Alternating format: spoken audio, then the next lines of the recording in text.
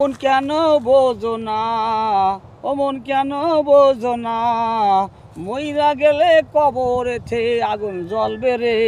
ও মন বুঝা বোঝো না, কবরে সঞ্চয় কেন করো না, ও মন বুঝা বোঝো না, নামাজ কালাম না পড়িলে জাহান্নাম হবে তার ঠিকানা।